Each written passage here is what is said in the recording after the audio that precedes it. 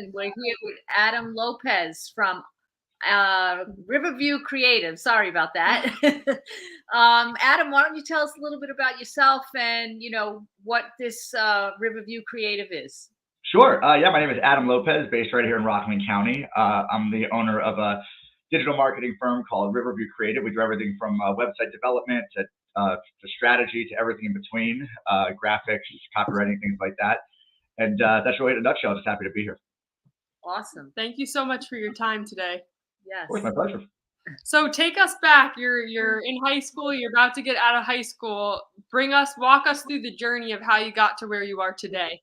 Oh gosh. Okay. Let's see. So now, after getting out of high school, went to college for a bit. Ended up falling somewhere in the music space. I was in talent management and A&R over at Island Def Jam and EMI. After leaving that, just continued to do independent management for like 10 or 11 years, and then naturally segued based on all the marketing that happens within that space, just based on kind of segueing into marketing now full time, just for any kind of arena. Very cool. So you mentioned, like Island Def Jam and being part of music. How do you feel like that has transitioned you? You briefly mentioned how you dealt with marketing, but what kind of skills did you learn from working in the music industry?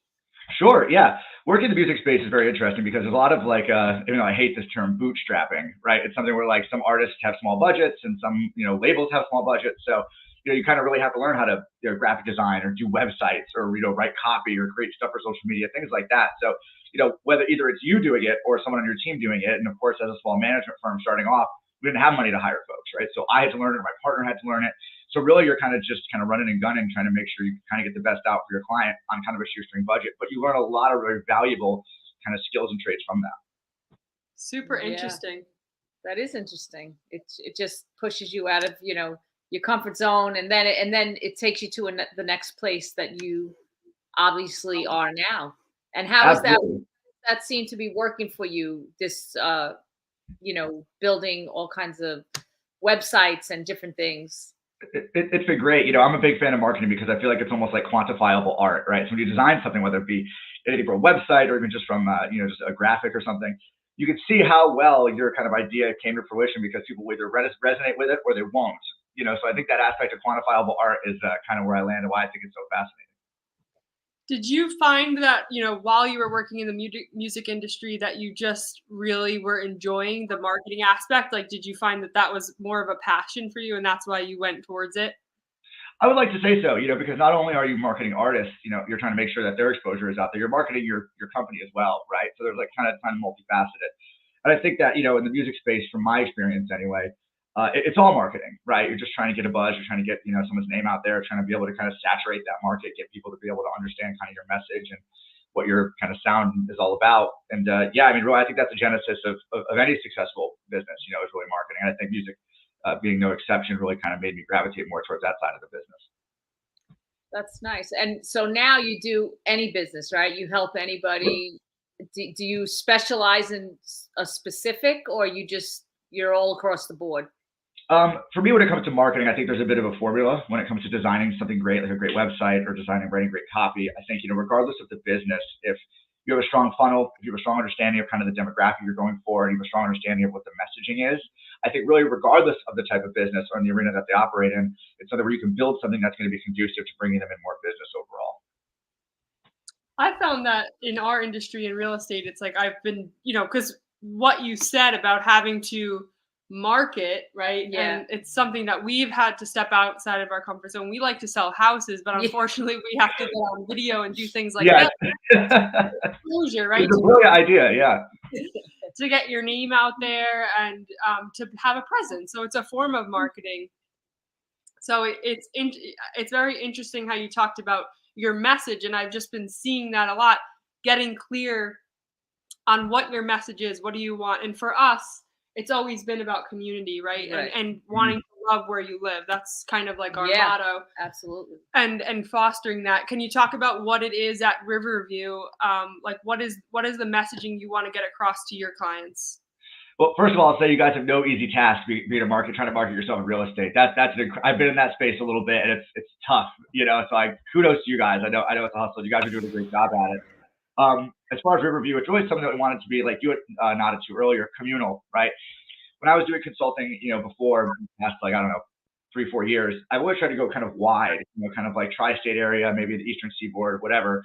But I really think there's a lot to be said about keeping something kind of homegrown. I think that it's better to understand that community and have this wholesome and authentic and organic kind of feel for what people are like around the area. I think you can produce a better product knowing that and doing the research and doing the work. So as opposed to kind of going, the tri-state area and things like that, and just going into a giant pool of just, other consultants, other agencies and things like that. I figured, kind of home is where the heart is. Let's kind of stick around this area and see what we can drum up. Cool. So you're kind of hyper focused on, I'm guessing, the Hudson Valley or Rockland. Like how specific have you been getting? Really just kind of I'd say the Hudson Valley, the river towns. That's really kind of where we're at now. It's something where I really kind of want to understand what kind of makes folks tick here business-wise first before going any further. And trust me, there's a lot of businesses here, so I'm sure my hands will be full, coming into 2024. But no, I think it's a terrific community. It's a terrific, kind of, I don't know, 30, 40 towns or so, we'll say. And yeah, really just kind of finish the breakfast first, so to speak. Yeah, absolutely. So I'm going to segue. I saw this really cool post about you that you were the host of the New England Music Awards this year. That is pretty insane, pretty big. It was it was a lot of fun. Yeah, it was a lot of fun. That's kind of the music space coming back in, like 5 years later, back kind of with a vengeance. No, the folks at the Nevas, John and Lindsay, and my co-host sister Annie, they were all really amazing folks. I've been with the New England Music Awards for probably like 7-8 years now, and they've been nothing but terrific. Started as a presenter back a number of years ago, and for the past 2 or 3 years, I think maybe 3 years now, I've co-hosted it. My co-host a couple years ago was John Shea. He's incredibly talented, runs a great radio station up in Boston, and this year I was fortunate enough to host with country artist Annie Brobst, and she was just phenomenal. So cool. Yeah, that is cool. How were the nerves going? Like, that's a big thing to host a 3-hour show. It is. It's big. Yes, it is. I mean, doing it in the past definitely helped. The first time it was like, unreal nerves. There's nothing you can do to get ready. But I think, and Annie and we did the Instagram live before the show, kind of like a week before to kind of drum up interest in things. And a question had come up about nerves, right? And I think that, and she had answered this beautifully, and I'll take her answer. It was something where, like, if you're not nervous going into something, you're probably in the wrong business, right? If you're not nervous, if you're not excited, if you kind of go up like, okay, let's do it again, I feel like you kind of lost the spark there. And yes, there of course are nerves until the second you get on stage and it's like, okay, they're gone because you're doing it now, right? You're in it. There's no time to be nervous, right? So yeah, that's right. An award show is like it's like a freight train. Once you're on it, it's off. Whether you're ready for it or not, it's going. And we have to keep a lot of stuff on schedule. We have like 8 musical acts, so it's like between all these presenters. So like I said, what's that horse out of the barn? You're going. So you're going. So how did that, because it seems like you have a very strategic and marketing background and consulting background. How did you become, the face of it, the host? I also saw you do a little bit of comedy, stand-up, and like public speaking. Where'd this tie in? Yeah, I lost a lot of bets, so I got into comedy. No, it's where the New England Music Awards was just a natural segue. When I was still in the music space, they were fortunate enough to come let me present, and then that kind of took on its, kind of a life of its own, so to speak. With the comedy thing, it's just been kind of a fun thing, poking around. I love public speaking. I think it's fun. I think there's no better feeling than making a room full of strangers laugh. I think that's just genuinely just a great kind of feeling that gives you a lot of dopamine, makes you really happy. I mean, for me anyway.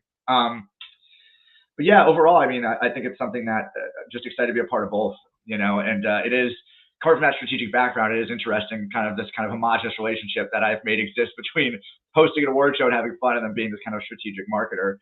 But, I think you got to do things that make you happy, and marketing is always great and it's always a ton of fun. But I mean, I think there needs to be that kind of other balance of like silly, fun, exciting, nervous things like we talked about earlier. They kind of have to be in there as well. So the public speaking, because that's one of my things that I'm like, oh, I get like so nervous. Kelly's much better at it than me.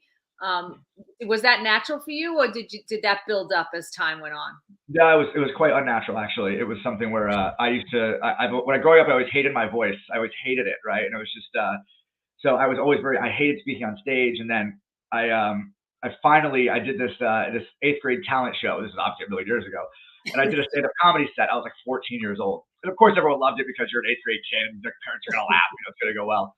And that was kind of my first kind of situation into public speaking. And after that, I had not done it for a very long time. And getting back into it was very scary. It was very shaky mic, kind of like not how to use a paper, things like that. And then you kind of realize that that no one's putting as much focus on you as you are on yourself, kind of thing, right? So you kind of just let it go. Like, look, people are there.